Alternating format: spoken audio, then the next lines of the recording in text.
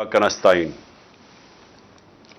اس وقت لالا موسا اور جنگ کے اندر جو آپ سب اکٹھے ہوئے ہیں اس ملک کے پاکستانی باشعور شہری، تو میں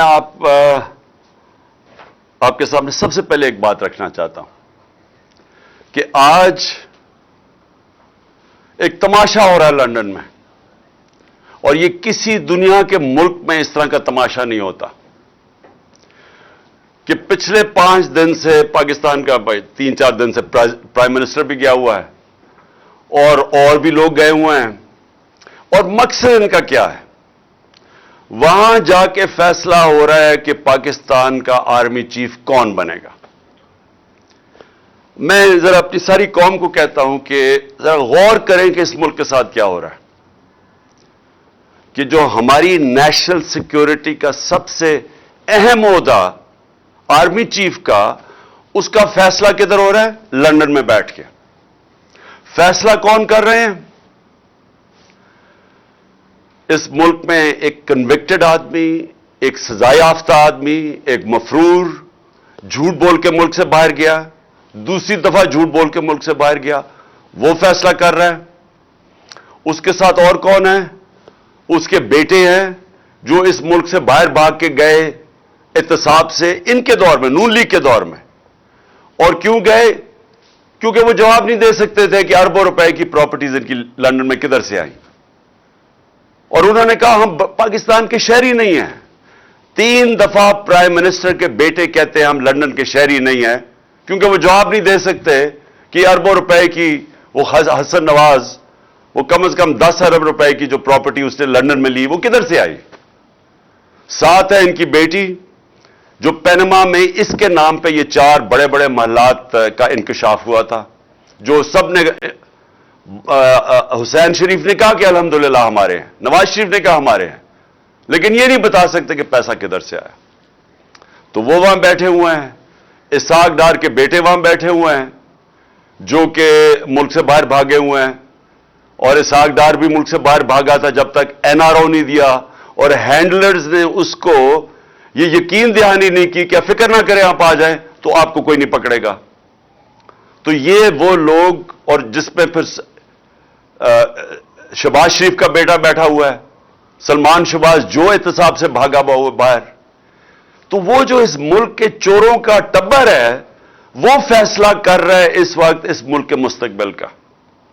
تو میں یہ اپنی ساری قوم کو یہ بتانا چاہتا ہوں کہ یہ کسی دنیا کے مہذب معاشرے میں یہ تصور بھی نہیں کوئی کر سکتا کہ یہ ہوگا کہ ملک کے اہم فیصلے ملک کے باہر ہوں اور وہ لوگ کریں جو 30 سال سے ملک کے پیسہ چوری کر کے باہر لے کے جا رہے ہیں۔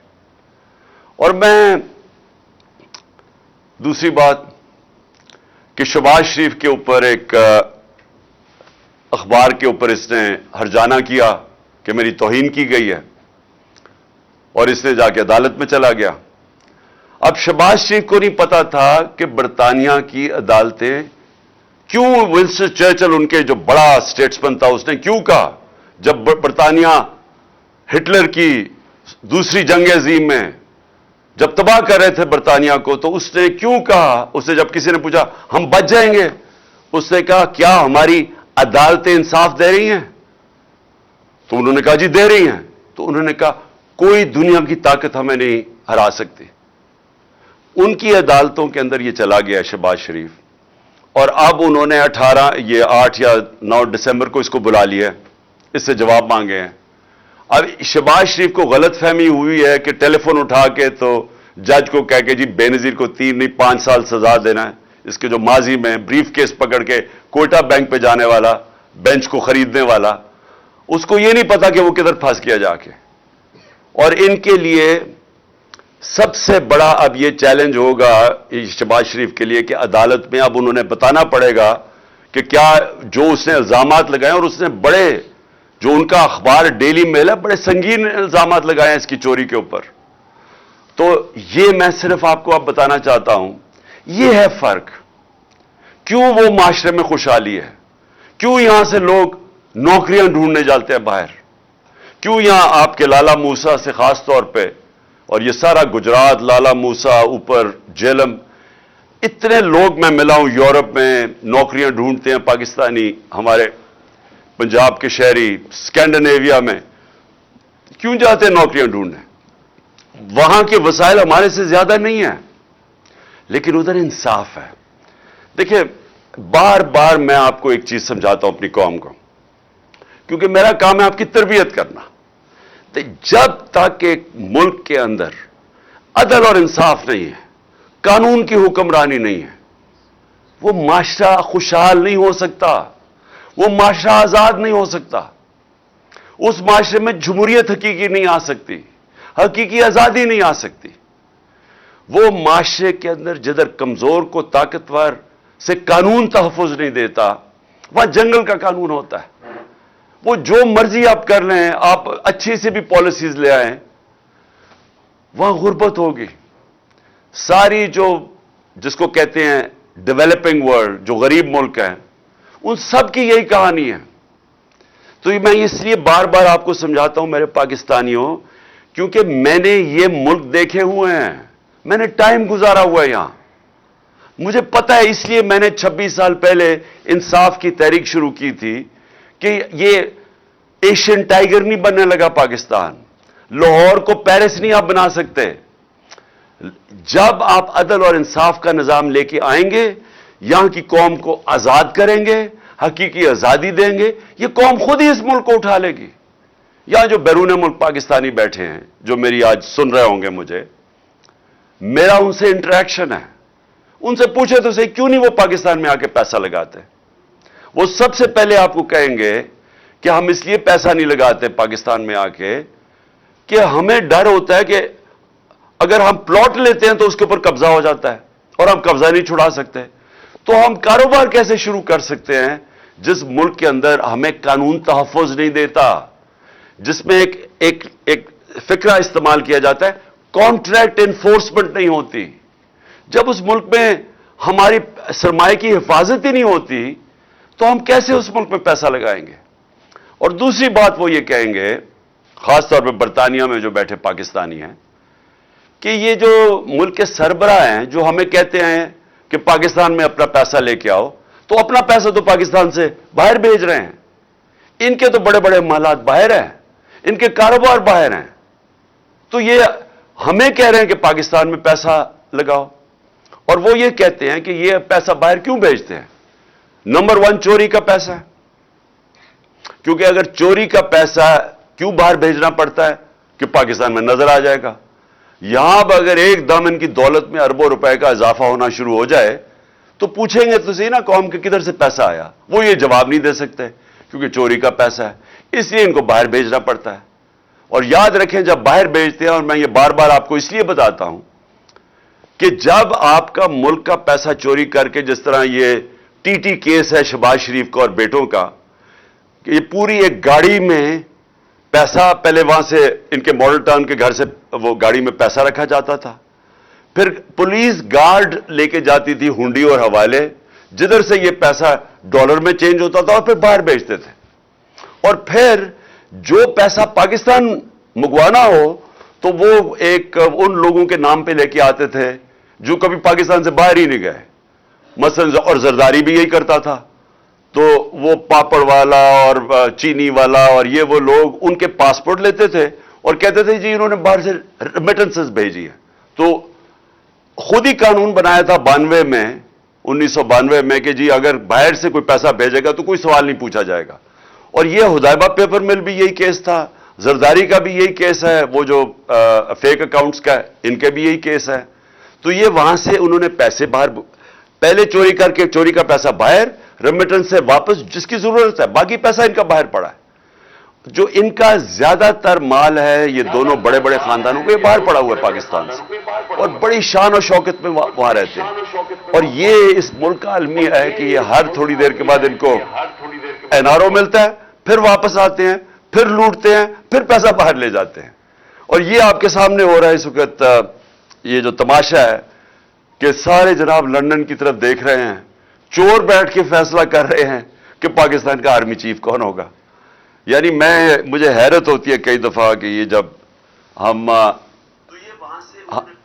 ہم نے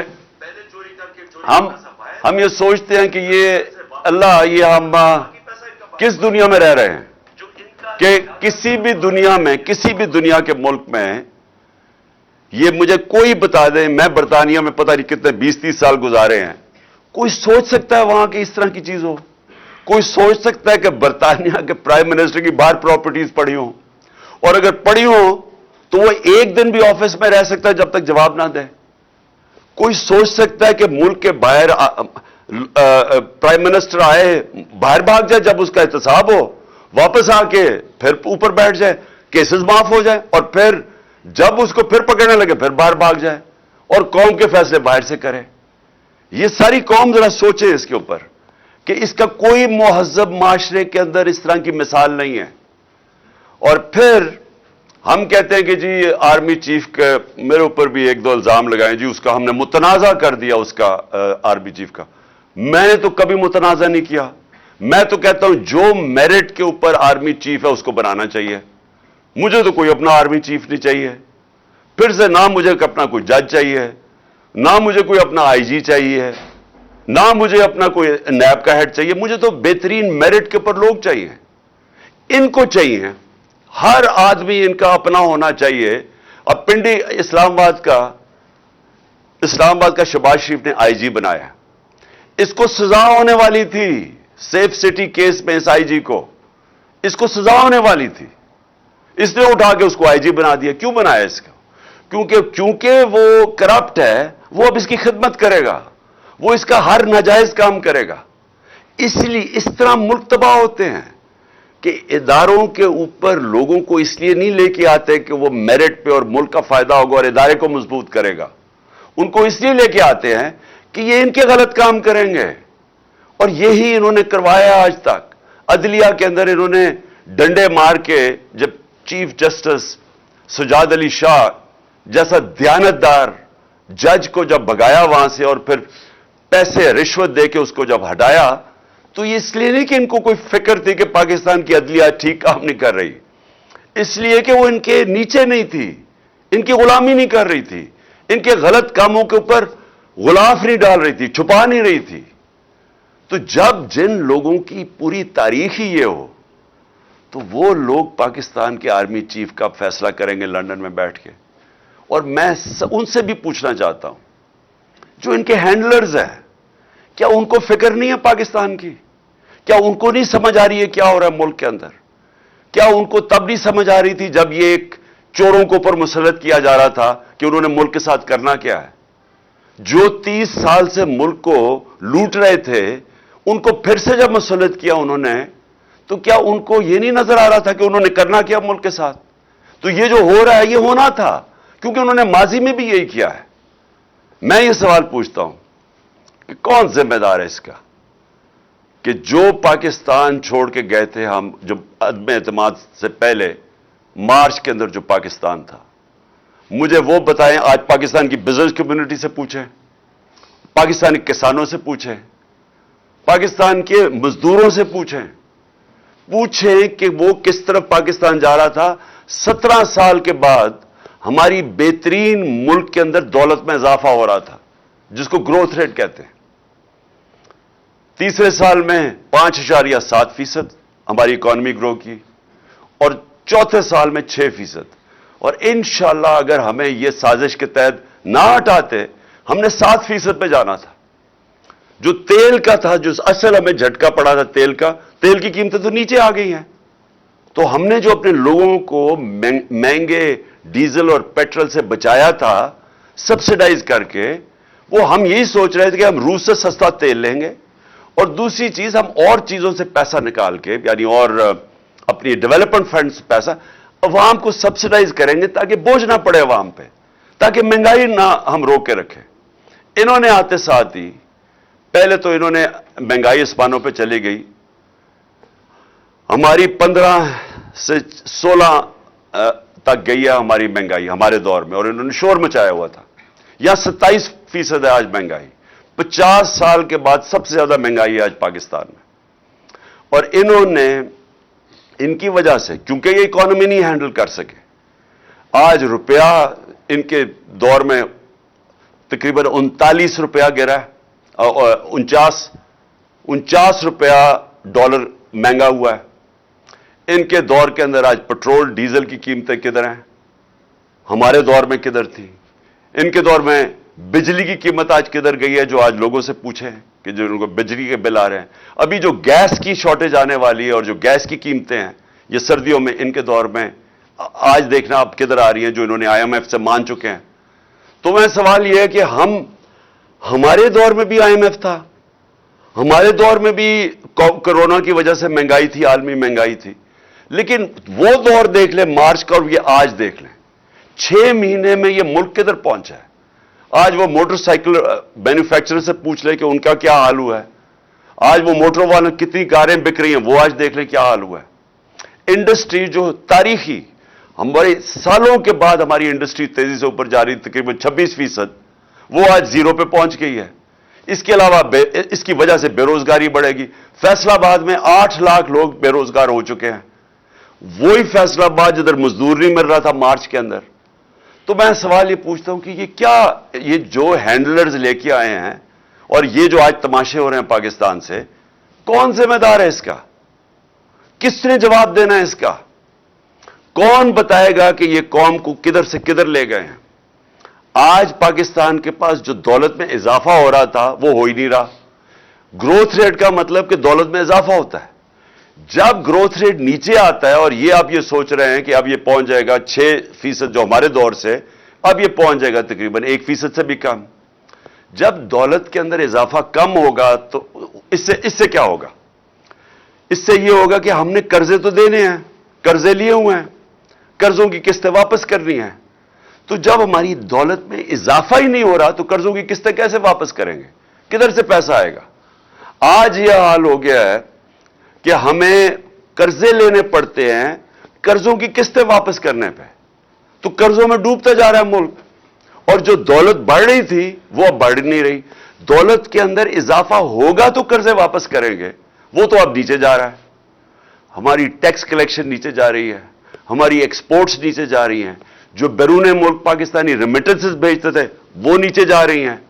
तो दौलत नीचे जा रही है मुल्क की।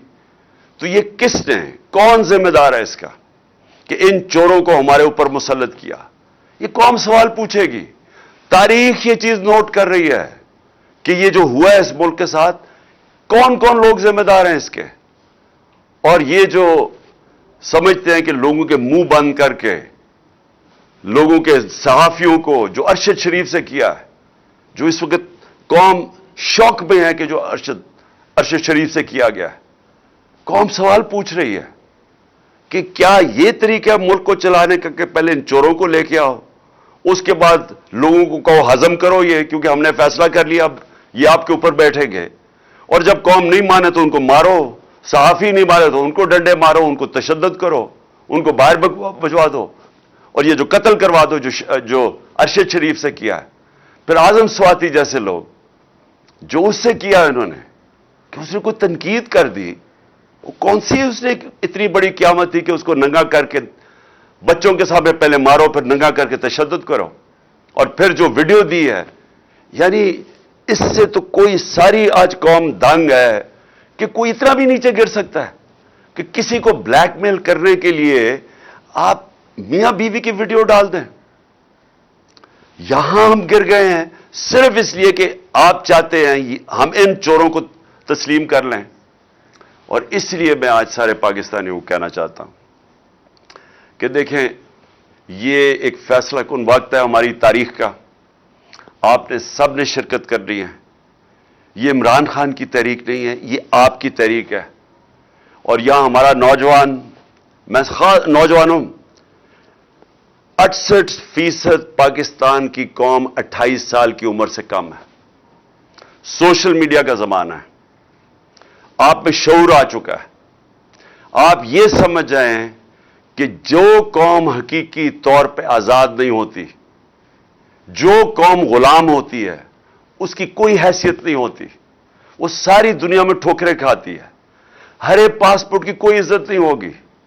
दुनिया आपको और नजर से देखेगी कि गुलाम कौम कभी ऊपर नहीं, उसकी परवाज ऊपर नहीं होती। غلام قوم صرف انصاف سے آزاد ہوتی ہے، اور یہ حقیقی آزادی کی تحریک ہے ہی انصاف لینے کے لیے۔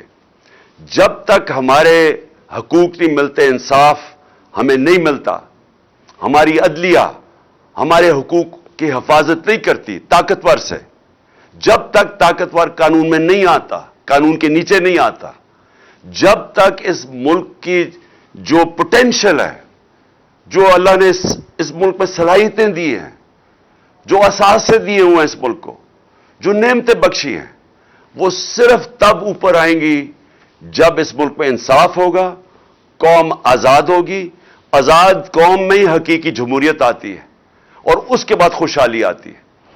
کسی کو باہر جانے کی ضرورت نہیں پڑے گی اس ملک سے، اللہ نے سب کچھ دیا اس ملک کو، لیکن اس کے لیے سب کو جدوجہد کرنی پڑے گی، کیونکہ میں بار بار کہتا ہوں، آزادی پلیٹ میں رکھ کے کوئی نہیں دیتا، زنجیریں گرتی نہیں ہیں، توڑنی پڑتی ہیں، آزادی چھیننی پڑتی ہے۔ پاکستان زندہ باد۔